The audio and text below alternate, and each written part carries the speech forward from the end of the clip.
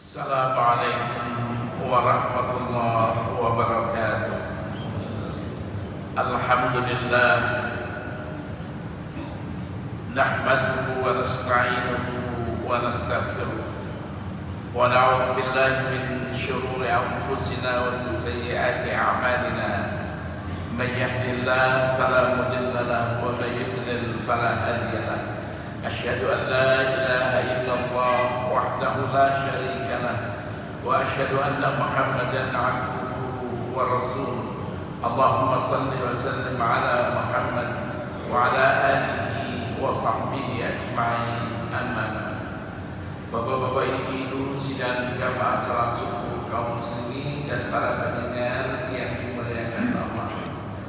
Marilah kita tidak ada henti-hentinya memanjatkan puji syukur kepada Allah Subhanahu wa taala atas limpahan rahmat karunia dan hidayahnya, sehingga sampai pagi hari ini kita masih diberi kekuatan dan kesehatan oleh Allah, sehingga kita dapat melaksanakan ibadah dengan iringan doa. Mudah-mudahan ibadah kita diterima oleh Allah Subhanahu wa taala dan dicatat merupakan amal yang saleh insyaallah. Bapak-bapak, ibu yang kami muliakan,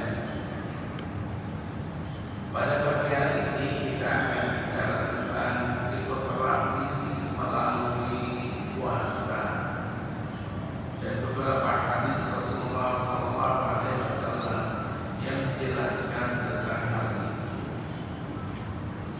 Dr. Muhammad Usman Najati dalam bukunya Al-Hadis An-Nabawi wa Ilmun Nafs menyatakan bahwa ibadah dalam hal ini adalah puasa dapat dijadikan obat penyakit jiwa.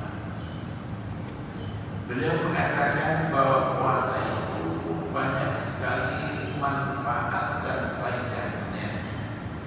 Salah satunya di antaranya adalah puasa memperkuat kehendak dan menimbulkan kekuatan untuk menundukkan hawa nafsu. Jadi beliau mengatakan puasa memperkuat kehendak dan menimbulkan kekuatan untuk menaklukkan hawa nafsu. Beliau menyampaikan ayat Al-Quran.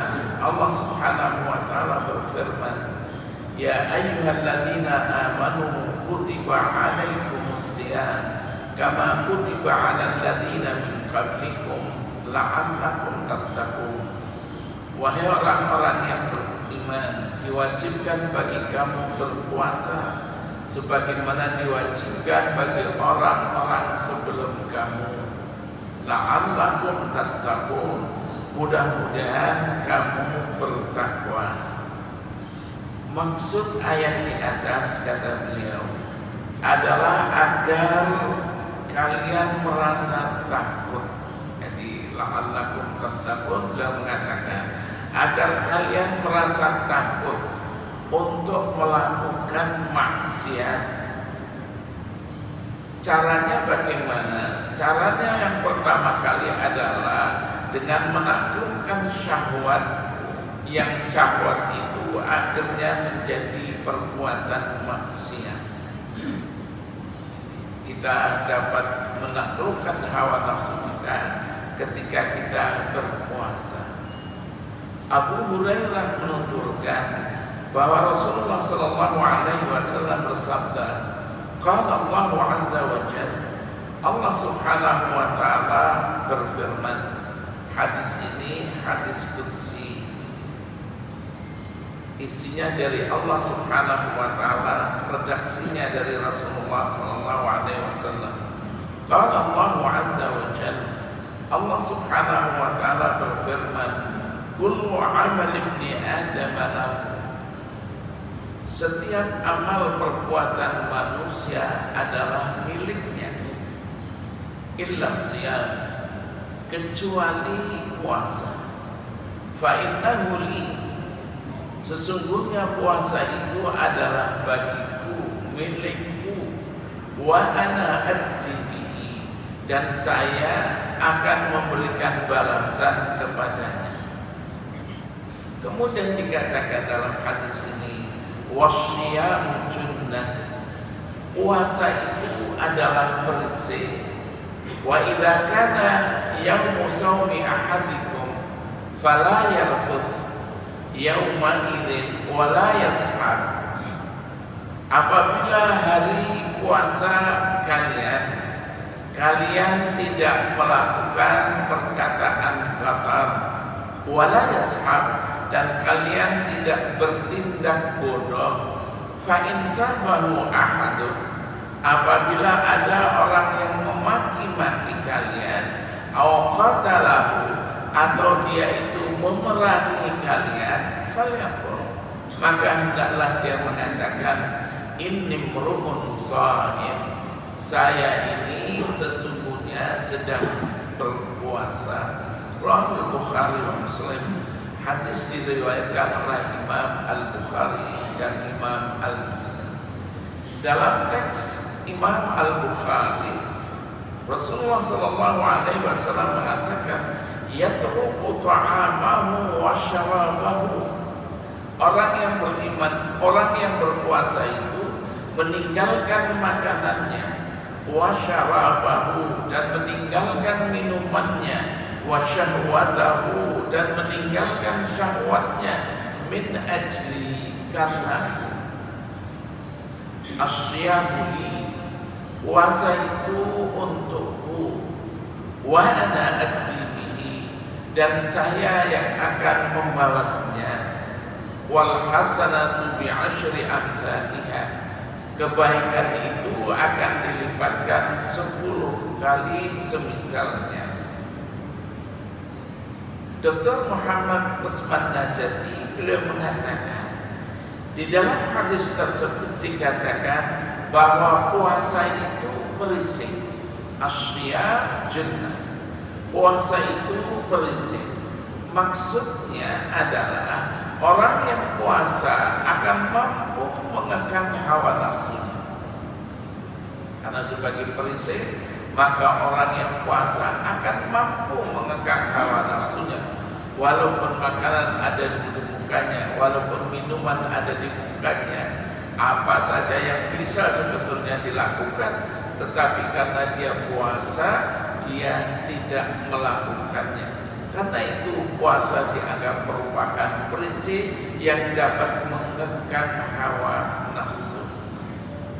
Yang kedua, kata beliau, bahwa puasa itu terdapat unsur latihan untuk bersabar. Jadi orang yang berpuasa latihan untuk bersabar. Dengan bersabar dia akan mampu menanggung berbagai beban berat di dalam kehidupan ini. Dalam kehidupan ini banyak rintangan, banyak ujian, banyak cobaan. Dengan kita punya sifat sabar, maka kita dapat menanggung beban yang berat di dalam kehidupan ini. Sabar itu apa? Sabar itu menurut arti bahasa adalah mengekang, menahan hawa nafsu. Jadi sabar itu adalah mengekang hawa nafsu untuk melakukan hal-hal yang tidak terpuji karena Allah Subhanahu wa Ta'ala.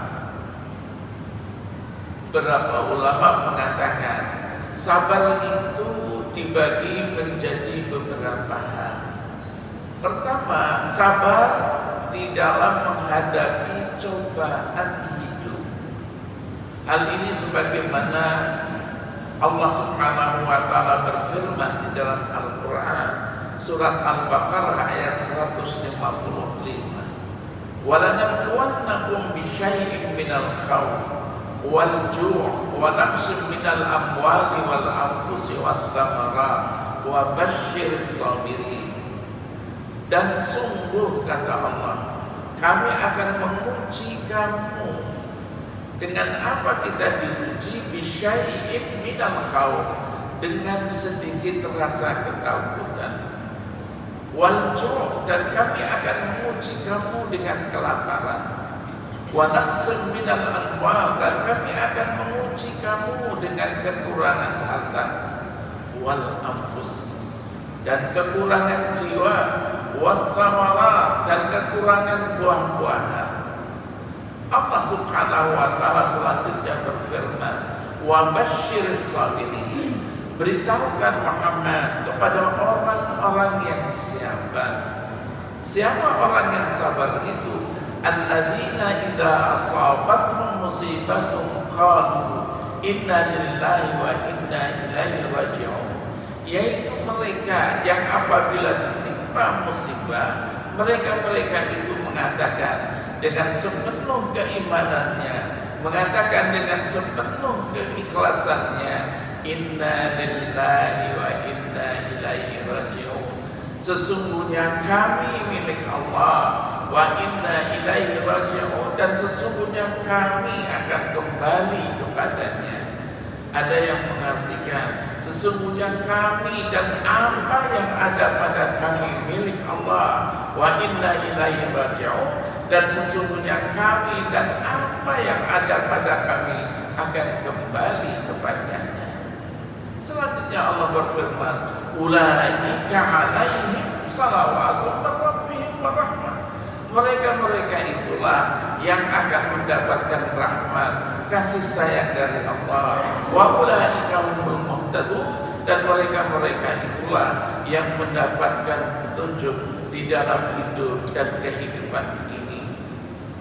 Ketika seorang yang berpuasa terhalangi, kata beliau, tidak makan dan tidak minum, dia ikut merasakan penderitaan orang-orang miskin yang kadang-kadang makan, kadang-kadang tidak. Termotivasi hatinya untuk membantu mereka orang-orang fakir miskin, menolong mereka. Terus kemudian dengan berpuasa, puasa memberikan motivasi untuk menimbulkan dalam diri orang yang berpuasa rasa kasih sayang. Kemudian setelah itu dia hidup di tengah-tengah masyarakat, dia peduli terhadap masyarakatnya sebagai tanggung jawab sosial baginya. Itulah orang yang berpuasa, diartikan merupakan latihan kesabaran. Kalau tadi adalah sabar menghadapi segala cobaan hidup, termasuk sabar di dalam menghadapi rayuan hawa nafsu yang akan menjerumuskan kita. Termasuk di dalamnya adalah sabar di dalam ketaatan. Orang yang taat perlu sabar, orang puasa perlu sabar, orang yang rajin sholat berjamaah perlu sabar. Artinya taat itu perlu sabar. Termasuk di dalamnya adalah sabar di dalam dakwah. Termasuk di dalamnya adalah sabar di dalam pergaulan. Semua itu adalah perlu kesabaran. Sabar ada di dalam bulan puasa ini sebagai latihan orang untuk bersabar karena akan menghadapi persoalan, tantangan, ujian, cobaan hidup ini. Yang ketiga, kata beliau, ibadah puasa sangat berguna untuk mengobati perasaan berdosa, untuk mengobati perasaan berdosa dan menghilangkan kegundahan. Rasulullah SAW bersabda bahwa balasan orang yang puasa itu adalah ampunan Allah, dan balasan orang yang berpuasa itu adalah surga. Beliau menyetir beberapa hadis, di antaranya hadis man shoma ramadhana imanan wa ihtisaban ghufira lahu ma taqaddama min dhanbi. Barang siapa yang berpuasa Ramadan karena iman dan mengharapkan ridha Allah, ghufira lahu ma taqaddama min dhanbi, maka dia akan diampuni dosa-dosanya yang lalu. Dalam sebuah hadis yang diriwayatkan juga oleh Imam Bukhari dan Imam Muslim, ma min 'abdin yasumu yawman fi sabilillah Barang siapa seorang hamba yang berpuasa 1 hari di jalan Allah, illa ba'adallahu bidzalikal yauma wajhahu, kecuali Allah akan menjauhkan dengan 1 hari puasa itu mukanya. Dijauhkan dari apa? Aninnar, dari siksa api neraka. Jarak kejauhannya dijauhkan oleh Allah Subhanahu wa taala 70 khalifan, yaitu 70 tahun jarak terjarak. Begitu orang yang berpuasa mendapatkan kehormatan dari Allah Subhanahu wa taala, dijauhkan ia dari siksa api neraka. Di dalam sebuah hadis yang diriwayatkan oleh Imam An-Nasai dan diriwayatkan juga oleh Imam Ahmad, Inna Allah tabaraka wa ta'ala farada siyamahu, sesungguhnya Allah Subhanahu wa ta'ala mewajibkan puasa siyama Ramadan, mewajibkan puasa bulan puasa alaikum kepada wasanna lakum qiyamahu, dan mensunatkan bangun malamnya untuk salat. Faman shamahu wa qamahu, barang siapa yang berpuasa dan bangun dia untuk melaksanakan salat, imanan karena iman, wahtisaban karena mengharap ridha Tuhan, ridha Allah Subhanahu wa taala, kharaja min dunubihi, maka dia keluar dari dunubihi, dosa-dosanya, kayaumi waladatu ummuhu, sebagaimana dia keluar dari rahim ibunya. Artinya dia kalau betul-betul puasa bulan Ramadan, dia salat malamnya, salat tarawih, dia salat wajib dikerjakannya dengan baik, maka dosa-dosanya keluar dia, habis dia, kayaumi waladatu ummuhu, dimisalkan seperti bayi yang baru lahir yang tidak membawa dosa apa-apa karena dosanya adalah sudah lebur tadi. Bapak-bapak ibu, tadi dikatakan bahwa puasa itu adalah salah satu di antaranya dari puasa itu, yaitu berguna untuk mengobati perasaan berdosa dan menghilangkan kegundahan. Apa ada? Ternyata di dalam kehidupan itu ada penyakit, namanya penyakit dihantui oleh perbuatan dosa. Dihantui. Dia melakukan perbuatan dosa, dosanya menghantui dia. Kita jangan mengira bahwa orang yang membunuh orang tanpa sebab dia lantas hatinya tenang. Tidak. Dia selalu ditakut-takuti bayang-bayangnya dia dalam hidupnya. Jangan dikira bahwa orang yang mencuri, menzalimi, merampas hak orang, jangan dikira dia itu setelah itu tenang hatinya. Tidak, dia pun mungkin kalau ketemu polisi atau ketemu apa yang berwajib, dia terkejut. Karena apa? Karena perbuatan dosa. Ini mohon maaf, saya pernah punya kawan, ya dia mahasiswa sama-sama. Dia melakukan perbuatan dosa atau bukan, ya dosa masih, tapi masih sebatas belum dosa besar. Ketika pulang, dia dihantui perbuatan dosa. Dia merasa sehat, tapi orang lain merasa loh, ini kok seperti anak yang tidak beres ya. Pernah suatu hari dia mau terjun dari tingkat 5, menerjunkan dirinya untuk bunuh diri. Wah, ini memalukan bangsa.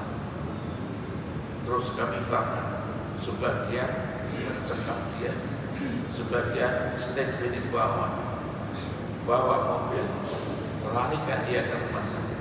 Oke. Kami ada yang di atas mencekam dia. Ayo kita pergi. Enggak, saya tidak sakit. Ayo kita pergi. Enggak mudah dikasih apel aja dia, walaupun berontak apa keren langsung terjun ke apa namanya dengan lift, terus ketika disiapkan bawa mobil pergi bila stasiun murah nafsi pergi ke rumah sakit oleh dokter ya, oleh perawat suntik. Setelah disuntik baru dia tidak melepas-lepas karena baru setelah itu diterapi secara psikologi, terapi psikiater menterapi dia, baru ketahuan bahwa dirinya melakukan perbuatan dosa dan dosanya menghantui.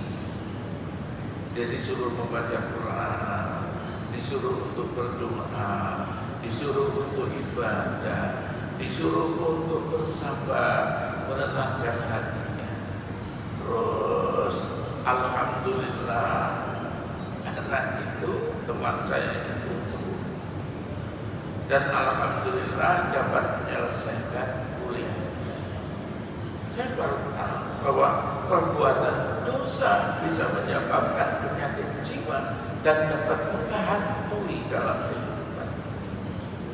Karena itu Usman Najati tadi mengatakan bahwa puasa merupakan psikoterapi bagi orang yang kena penyakit jiwa, termasuk dihantui dengan perbuatan dosa. Karena tadi Rasulullah SAW bersabda, barang siapa yang berpuasa bulan Ramadan iman dan wahtisaban, karena iman dan mengharapkan ridha Allah, ghufirallahu ma taqaddama min dhanbi, maka dosanya akan diampuni oleh Allah, dosa-dosa yang lalu.